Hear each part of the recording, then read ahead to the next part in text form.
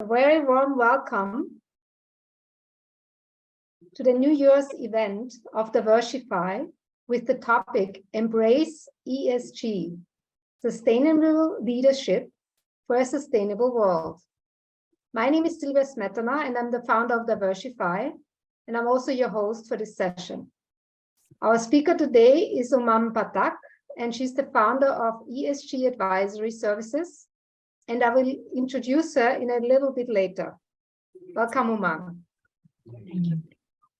Let me give you a bit of an overview on what we are planning in this coming hour. I will start with an update and about new offerings of Divershefy for 2023. And then Umang will introduce ESG and the board certification program that we are planning on offering in collaboration.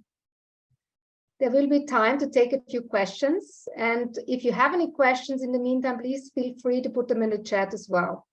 And later on, you can also raise your hand and put on your video. At the end, I will give you an overview about upcoming events of Divershefy for 2023. And we are recording this session to make it available for our members, as well as participants and anybody who has registered for the event. So let's get started. Divershefy has a program that's called the Divershefy Distinguished Director Program, which started in 2022. And in 23, we have a few of updates on this program. So first, the question is, who is it for? The Divershefy Distinguished Director Program is for members of the Divershefy Club who are ready and willing to step into board roles. They can apply to be considered for this program. Once they apply, they get vetted by what we call a global D3 committee, who consists of chairpersons of boards. And they are the ones to open doors and find potential open board positions for these candidates. Once the candidates have been accepted, there's a lot of support that we give them, promoting them, training them, and also placement opportunities. So next slide, please. So here is some examples of our Global D3 committee members. We have Brad Linhart, who is actually on the call with us today. Thank you, Brad. He is former Fortune 500 CEO and very, very experienced entrepreneur. We have Shailendra Goswami, who is the chairperson of the Bushkara Group. We have Helen Weisman, who has also joined us today. Thank you, Helen, for joining. She's chairing a couple of boards, and she has 15 years of experience as a board director and a career before that as well. Anand Garg is another board member who is very active, has a global experience as board member. And Ramgopal Rao is an executive search person who has placed over 1,200 board and C-level leaders. So this is our committee who is vetting our candidates. And then we have the candidates themselves. We just give you an example of 12 of our candidates. Gia Fisher, she is a cybersecurity expert. We have Barbara Bina, who is a medical and hospital management expert. We have Shell Heyman, who is in marketing as well as customer satisfaction. Then we have Greta Antonescu. She has a long financial services industry background. She's also a digital transformation leader. We have Yogini Yogleka. She's a COO at a startup on virtual reality tech platform. It's a very specific area. Then we have Marianne Bruce, who's a former Fortune 100 division president. She's also on boards of, I think, three companies at the moment. Next slide, please. Then we have Prerna Dandam. She's been recently placed by the Divershefy on a board. She's also a professional with 30+ years experience. She has worked for many of the big companies, including GE and State Street. Helen Weisman, we just had as a Global D3 committee member. She's also a candidate for being placed. She's already on several boards, but she's open to more. Revati Kastori, also on this call today. Thank you, Revati, for joining. She has been with Wipro Financial Services CEO, and she has her own startup and she's also a director on a board currently. Vanita Tatla in India, she's a very known person because she's been president of CII in the southern region, so an industry body, and she's also chairperson, vice chairperson of Elico Limited. And Chris Peter is founder and managing director of PeopleSmart. She has more than 20 years of experience in that consulting industry and is working with 80 consultants. So this is just to give you a bit of an overview of the kind of people that are accepted into this program. So next slide, please. What is new for 2023 is that we are helping our candidates to really up their promotion, for example, by creating videos for them and featuring them on our website. We also, next slide, have a way to promote them on our webpage through landing pages. So this is just one part of it. We will promote, give in the landing page, there's an opportunity for blogs, videos, all kinds of ways how they can present themselves. So each candidate has their own landing page on the Divershefy Club page. This is a way for us to make sure that they get maximum exposure, and we will promote them as speakers and in other different ways. All right, so that is about the D3 program. So anybody who is willing and ready to step into these board roles can become a member of the Divershefy Club and apply for that program.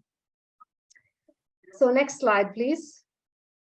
So as we are now coming to the next part, I first want to introduce Umang a little bit as a speaker. So with a varied academic and professional experience in law, social work, human rights, and sustainability management, Umang advises domestic and international companies, non-governmental and not-for-profits, and their leadership in sustainability management and consequent business and legal implications. Her key areas of expertise include sustainability management and strategy, sustainability communication, including stakeholder engagement, sustainability reporting, business advisory services, collaboration, ESG crisis mitigation and management, board advisory services, dispute and regulatory services, white-collar crime and anti-bribery compliance, and forensic investigations. So that's a handful. that's a lot. So anyway, thank you, Umang, for joining us today, and I'm handing over to you. Thank you. Thank you so much. I mean, after so many decades of experiences, not everything you can capture there. And you know, it is through our interactions that we constantly learn and, teach and do everything together. So this is one of the steps in the right direction. And today's theme, as we know, is embracing ESG, sustainable leadership for sustainable world. And before we get into the too much of technicalities of what these terms mean and where we are taking them, I can personally say that ESG, women and leadership in the same sentence mean the most logical thing for me. And hopefully by the end of this presentation, it does for everybody else. Before we move, I think let's do a quick poll on ESG, what people understand what sustainability is, and if we are moving in the right direction to understand it better. So please give your input in the poll. We'll wait until we have about 80 or 90%, and then we'll close the poll.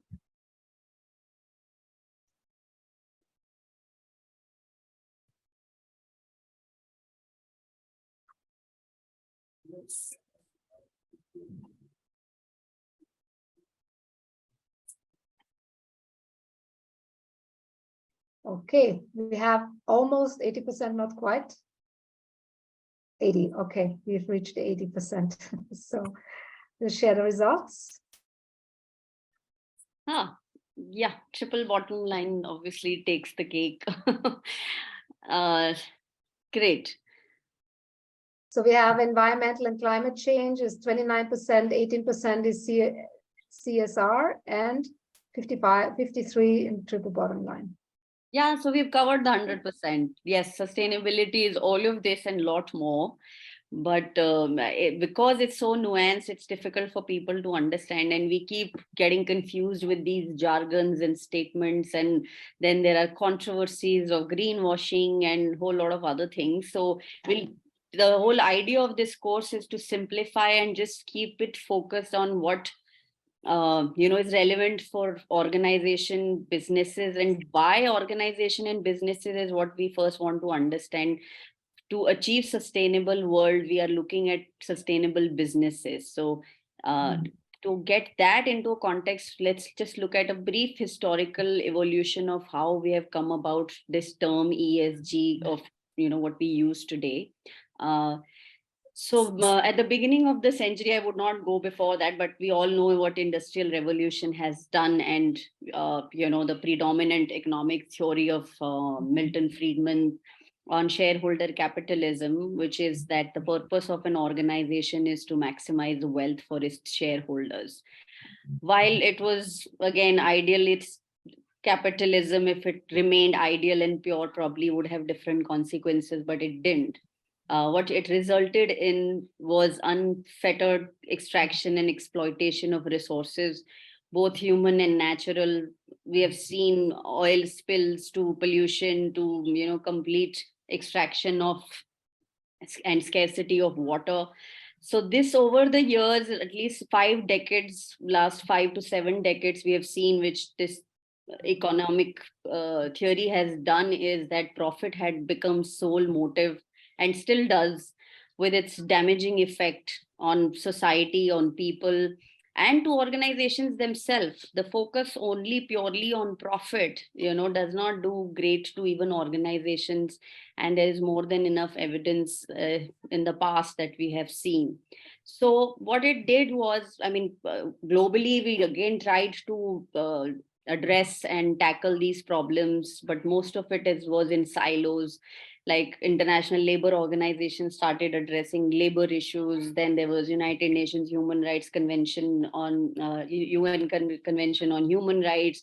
There have been global institutions from World Economic Forum, EU, OECD. Everybody is doing their bit, but again, most of these pertinent issues like environment, workforce, people, planet, all this had been completely separate. So those who focus on this were called activists, and still it is known as civil society movement rather than holistically looking at a sustainable world, which now has begun to happen.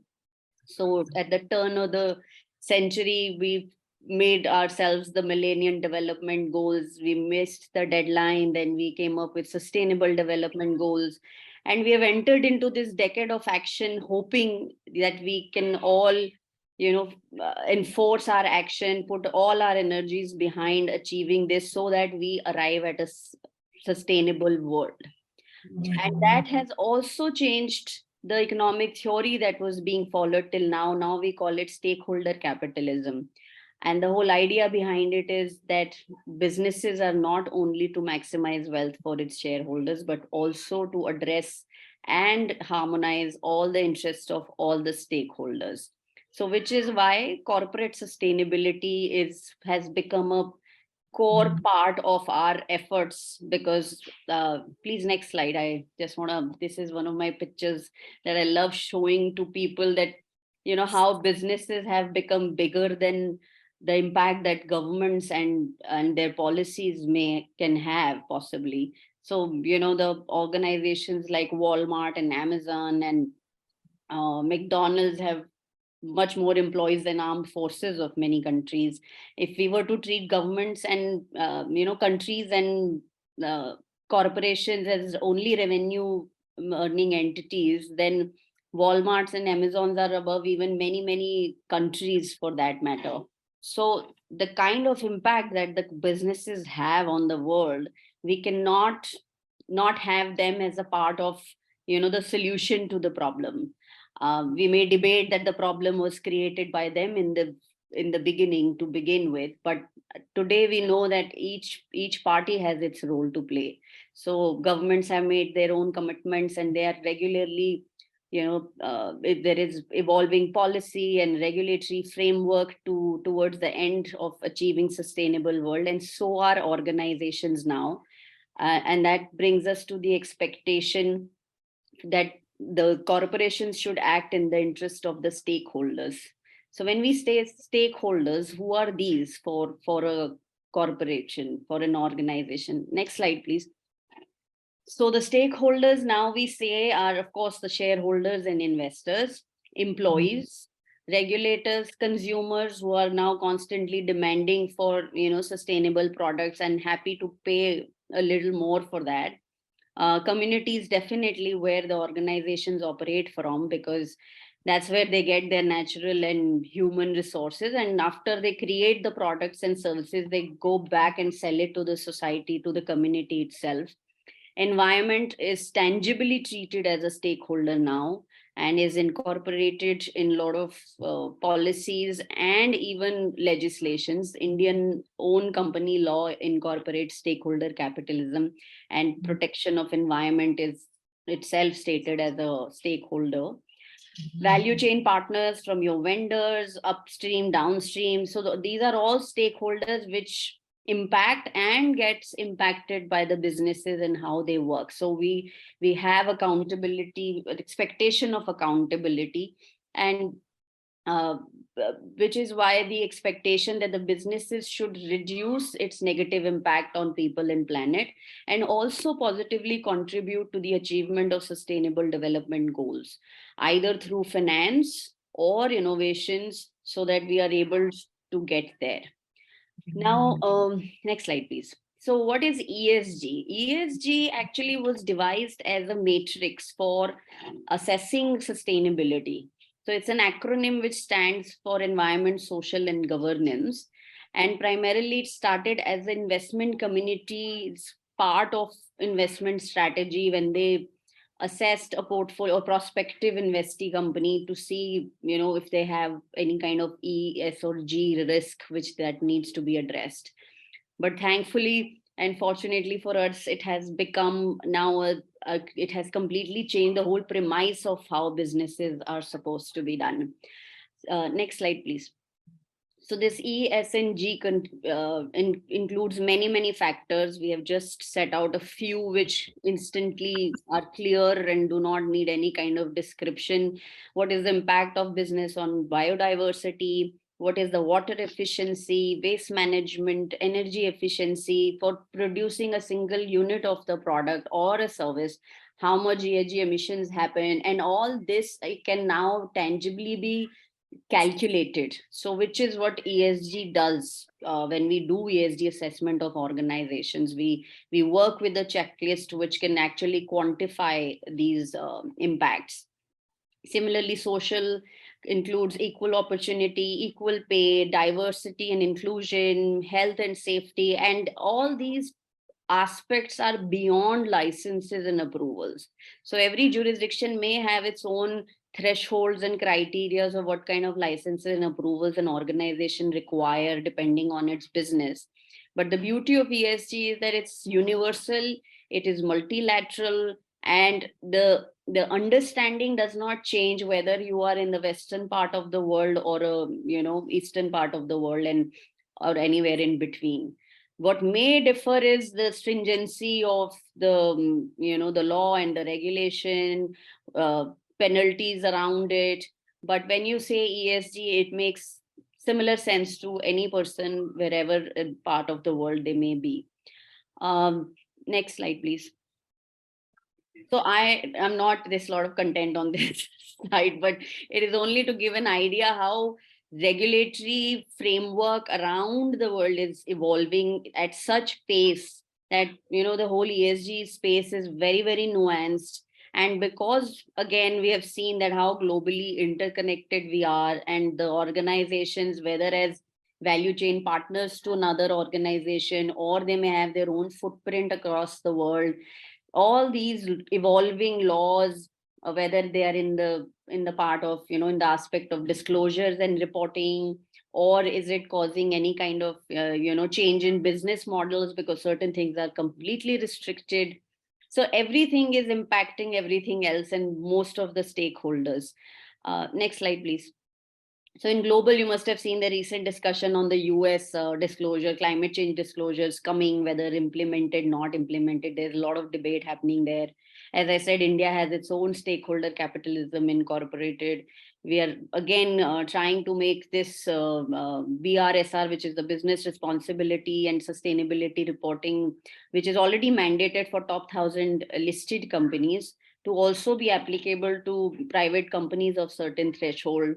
We have a very well codified corporate governance code, which is both in companies law and in listing regulations, which are applicable to listing organizations.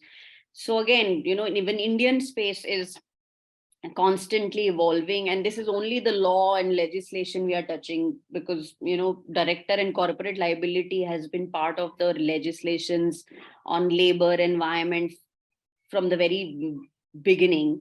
But ESG per se has become more effective now because of all this global momentum that is impacting, across all jurisdictions.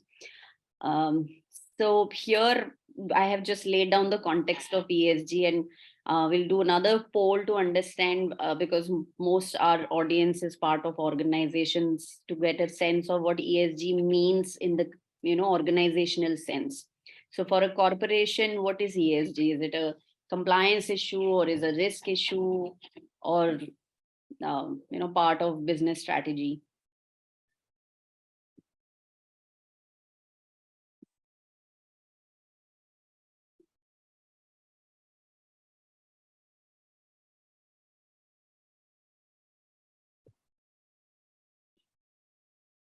Votes are coming in. We're getting close to 80%.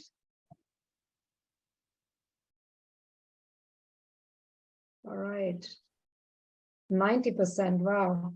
Good. Great. So let's share the results. Overwhelmingly, 89% business strategy, Lovely. 11% marketing reputational. Interesting. I'm sure there are those people who understand how greenwashing works, and a lot of it is only creating the right narrative, ticking the box that we are sustainable.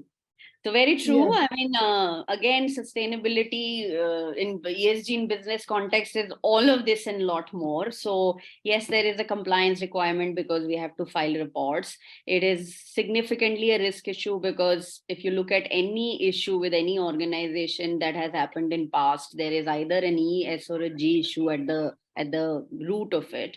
It's definitely part of a core business strategy, because what business we are doing today, the infrastructure, the investments we make today, tomorrow, that may be completely stranded because either, an ESG issue has changed the relevance of it, or, the law has evolved to have that impact. Yes, capital attractiveness, and most every thing of this, what we are saying, and it's listed here, the kind of impact ESG performing companies have, it's evidentially established now. So it makes you more capital attractive because you have less ESG issues, so you are able to derive more value for your businesses and raise funding for further investment. And yes, marketing and communication strategy as well, because the right narrative of focus of the business and how the organization is trying to address or trying to resolve or bring solutions to the problem of the world, that needs to be said out loud, and that definitely is also important. So as I said, it is all of this and a lot more, and there's now a mountain of evidence to establish that each one of these things which make an organization perform better is definitely what ESG does.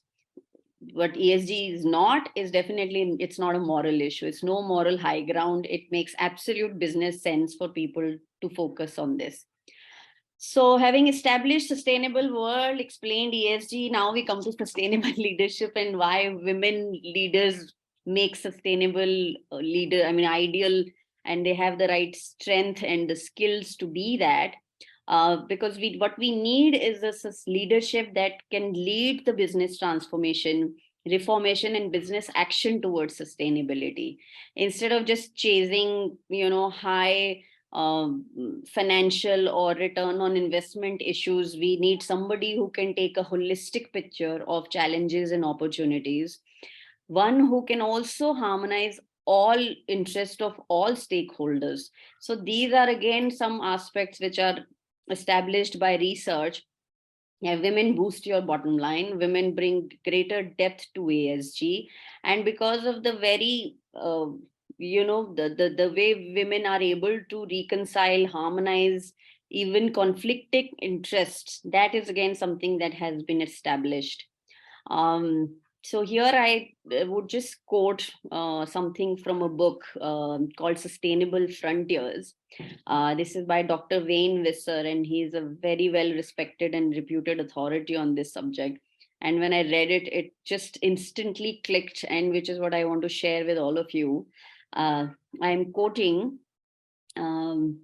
So Sustainable Frontiers uses this metaphor to distinguish between a lion leadership and an elephant leadership. A lion leadership acting like hunters looking to dominate the economic plains with short-term financial priorities without caring about the social and environment impacts. An elephant, on the other hand, is not only a brute force, but is also a master of survival and adaptation, and living largely in cooperative harmony with their fellow creatures. So it is the elephant leadership that we need to create the future that we want. And we all know it's the matriarch that leads the elephant herd. So as I said, for me, women leadership and sustainability in the same sentence makes absolute logical sense. So here we would introduce our course that we are hoping to start in this new year. This is the board certification course where we will explain the ESG and its nuances. It's, as I said, it's a constantly evolving, very dynamic ecosystem, having global and domestic ramifications. So instead of getting lost in jargons and the controversies and confusions, we'll just focus on what ESG is when it comes to assessing the sustainability of a business. How do we do gap analysis? How do we do the sustainability management or take new sustainability initiatives? So this is what the course will cover broadly: the ESG and ESG governance framework, how ESG impacts the business and how it is good for business. We have touched upon it a little bit in the earlier slide, and how the buck stops at the board, which is why it's not a compliance issue which can be done by reporting, and your secretarial or legal department can address that.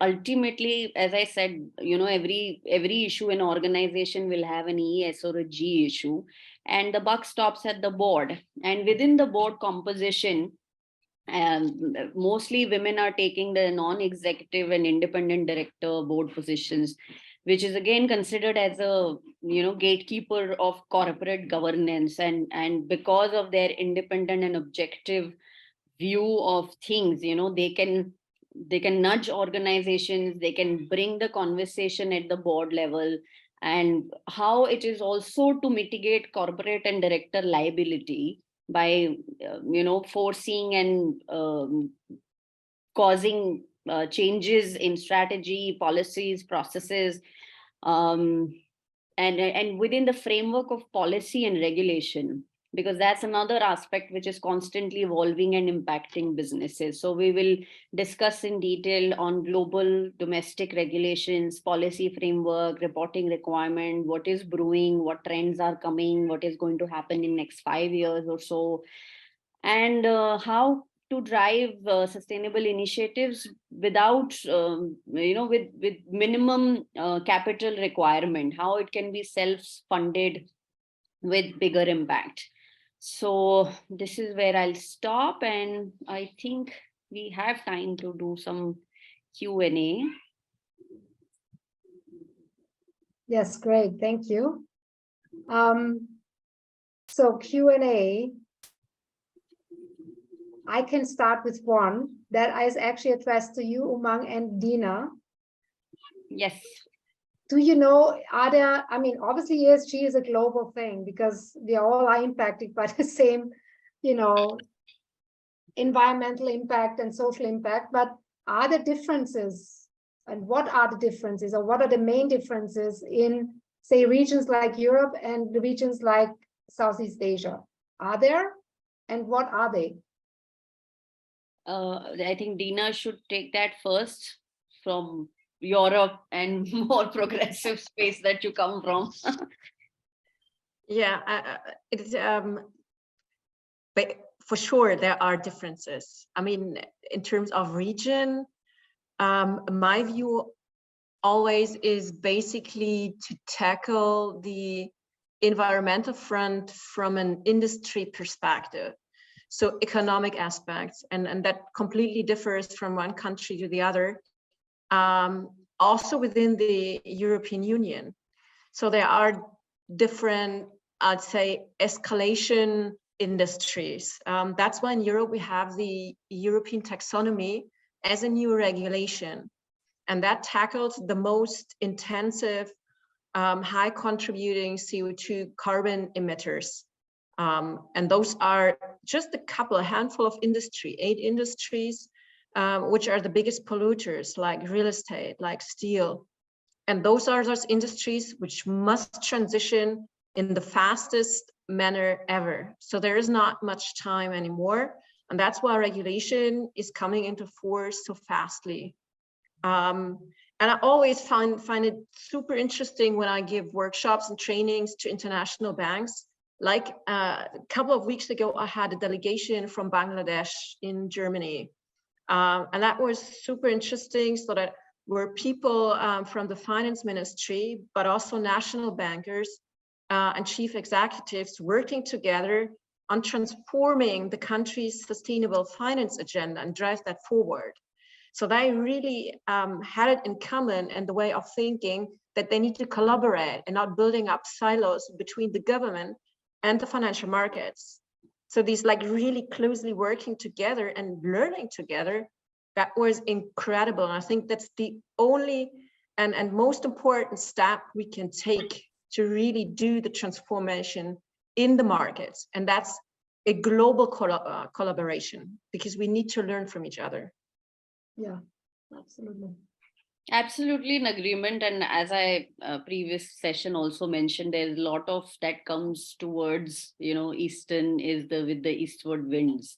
I love to say, quote the example of 10 years ago when I started working on white collar crimes and anti-bribery, how, FCP and UK bribery could bring all that compliance framework for organization without ever having to make a new legislation for it.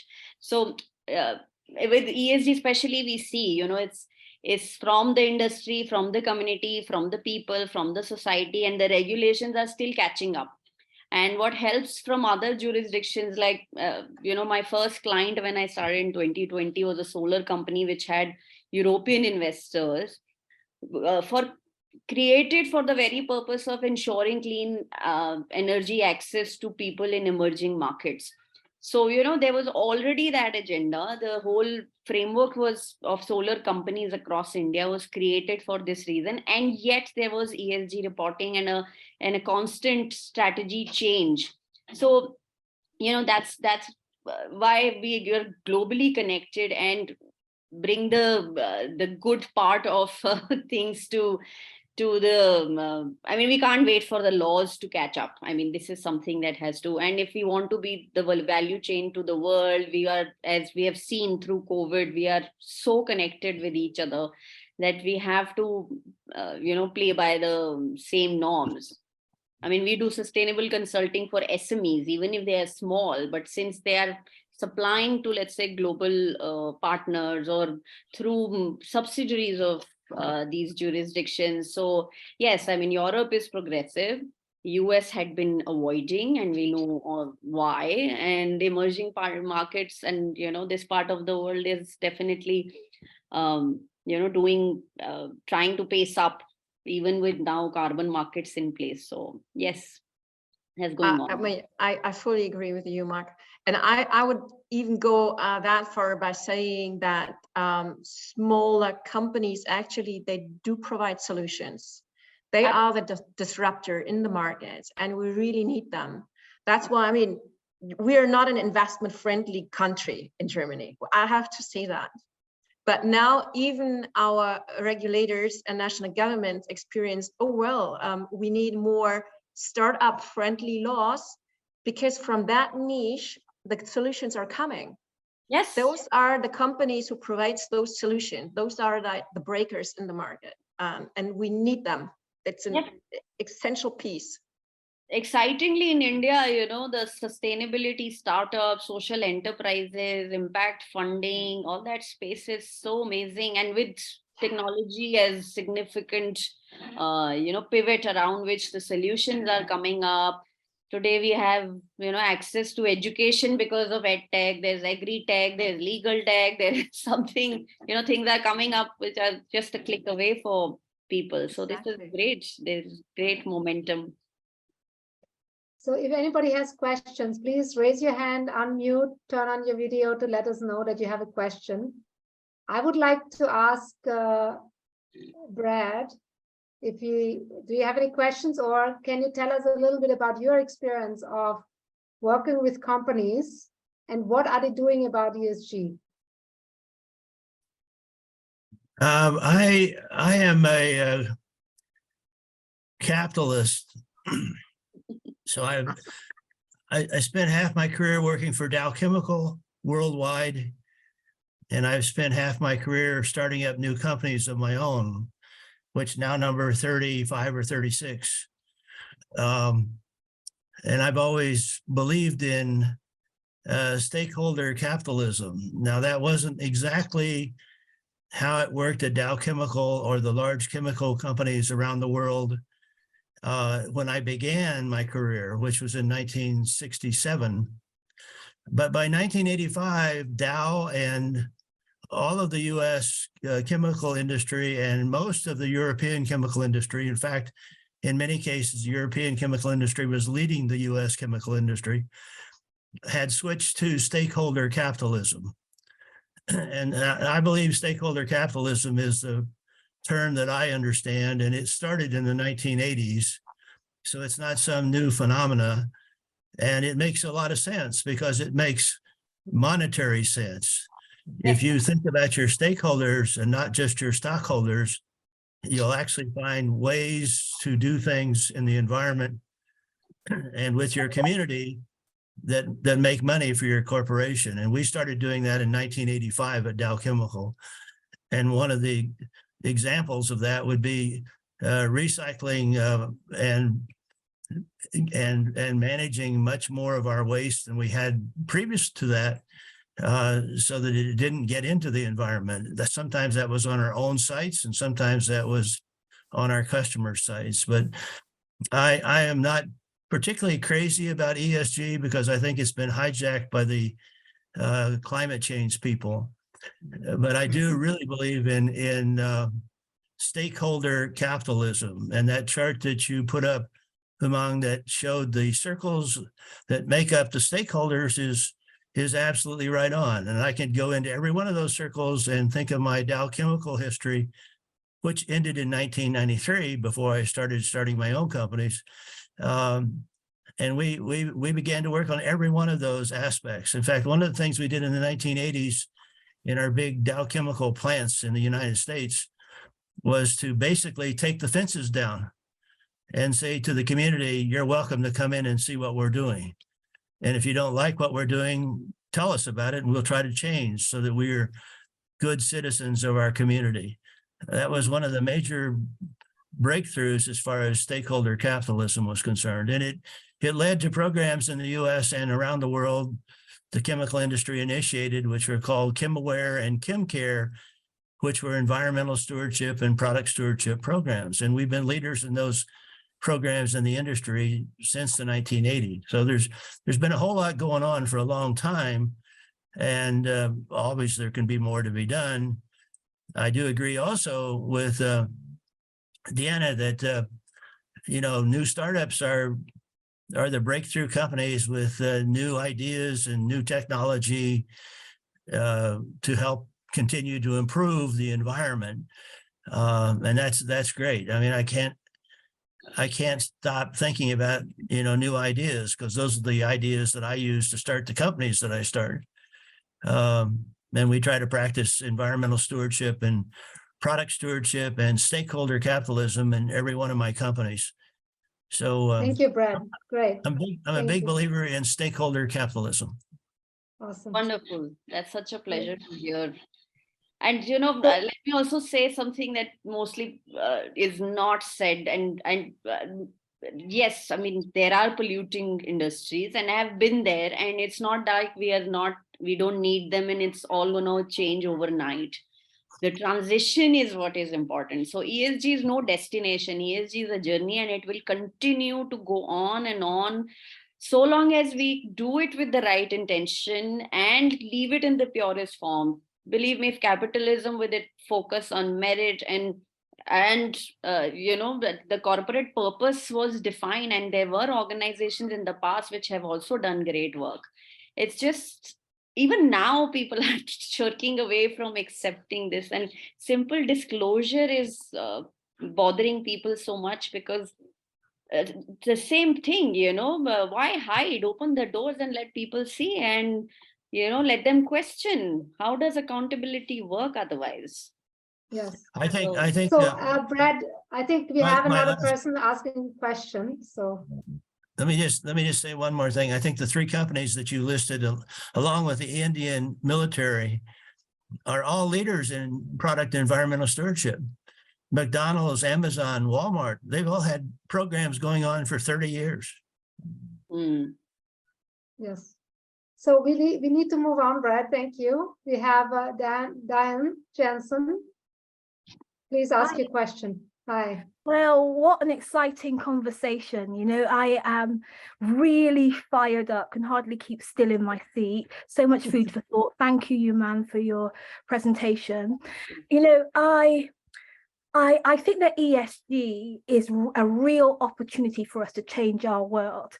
And in my interests around the diversity and inclusion issue, I think ESG is really the tool that's going to help us crack this once and for all. But what I was thinking about as you were talking is the need for activists and interested humanitarians in the boardroom to be able to communicate the value to the organization, to consider gender equity, to consider racial equity, to consider all the equities. And I think this has an implication on research. That research, we really need, there's a lack, there's a gap for research that is gender specific, for example, and racial specific, for example, and that really highlights benefits of different intersectional groups, so that activists and voices in the boardroom can really present a clear argument for why this is great for the organization. I agree. I totally agree. And I think we are long away from, bringing civil society or humanitarians. Let's not use the word activist. People just get fired up with terminology.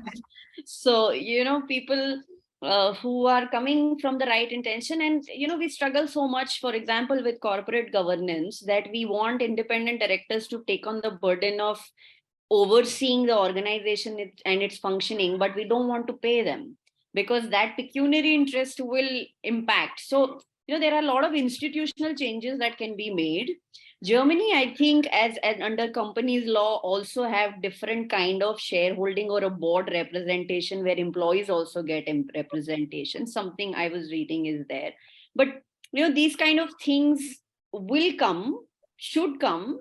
But as you know, the right things always have more, the naysayers and misusing research to establish how this is not going to be effective.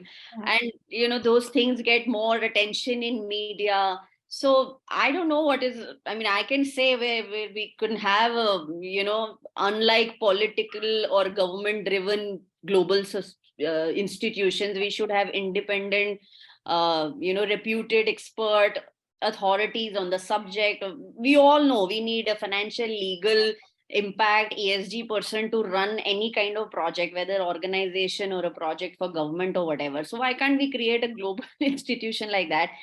Do our impact investment and crowdfunding to use that funding to create these. I mean, there are unlimited options. We just have to do the right kind of design thinking and do the advocacy to bring that change. So I hope with all this momentum and energy going on, all of this should happen.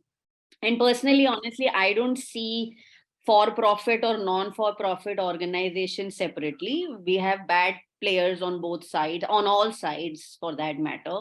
But for me, it's the same thing. I mean, if there are resources, there are requirements, we gotta, make the match happen. So. Thank you. Before we get to Vandana to ask her question, I ask Deepra, my events manager, to please post the link for the ESG survey so people can look at that in the meantime. So we are asking participants here to check on a survey and fill out a survey to help us determine how you would like to see the ESG board certification program to be conducted. It's only a few questions. It takes less than 5 minutes. Please take the time if you can now or after the session, just copy the link and fill that out. So while Vandana is asking her questions, you can already go ahead and, fill out the survey. Thank you. So Vandana, please go ahead. Hey, thanks, Sylvia. So my question was perhaps more out of curiosity. Is there any country where board position for ESG or committees for ESG are mandated? Not mandated. It's, for example, in India, we have a business responsibility and sustainability reporting. One of the things that you have to put there is what is the level of oversight for responsible, RBC, as we call it, responsible business corporations. So you obviously state that it's a director, an independent director. So there's supposed to be a BR director. But by not having one and not ticking that box, I don't think there are much consequences for that. Exactly. So today I don't think there are any. No, but in this context, Vandana, as I said, we have incorporated stakeholder capitalism in our company's law. Section 166 clearly says that the board has to act in the interest of shareholders, employees, community, and protection of environment.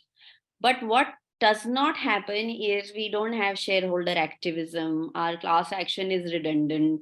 Corporations have been doing their regulatory filings from pre-independence era. I don't know who's reading them and what comes out of it.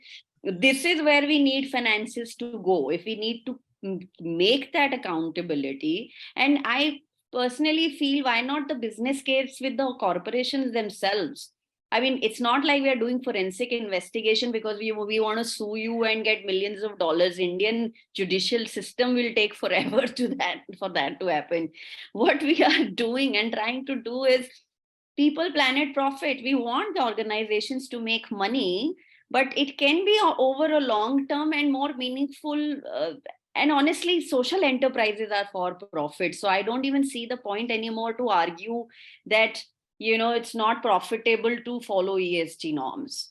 So I don't know, by holding board accountable, which is why I thought this is a brilliant platform, because one, I personally feel women with their family, societal and community perspective and commitments and everything, and having the seat on the board, should be those torch bearers who are able to at least initiate those conversations and get people to have a open conversation. So yeah, I mean, we have to try all forums, all channels, and the ultimate goal is the same. Hey, thanks, Umang. But any other country other than India which has a mandate for the board to have a oversight on this? You'll be surprised, there is a separate B Corp certification that UK has started recently, but again, it's not part of the statutory mandate. But again, there are jurisdictions who don't need it because they have more active shareholder activism. There are other, means available. So you don't really need to put it in the law per se to do that. So the US obviously doesn't have that. I mean, their legal and judicial system is more proactive. So different countries have different ways and means to get to the same goal. But yeah, but I still feel it's only in the hindsight when it happens, when the crisis has already happened, then we go back, all those corporate governance certifications or awards to those organizations were completely hogwash. Volkswagen, for example, is a great example of that. And many more. So without going into the specifics, I think the constant accountability and the sense of accountability from within, that would be ideal solution. Okay, thanks, Umang. So unfortunately, we are running a little bit out of time. So if there's any more questions, I request that we please do them after the official closing. So I ask Umang to stay on maybe a little longer. So if anybody has more questions, we can answer them after the official closing, because we're close to the end of time here. So let me just quickly, we already shared the ESG survey. So the next slide, please. Just quickly close these sessions. We have a couple of minutes to do that. So for 2023, we have this ESG board certification program that Umang and Divershefy we will do in collaboration.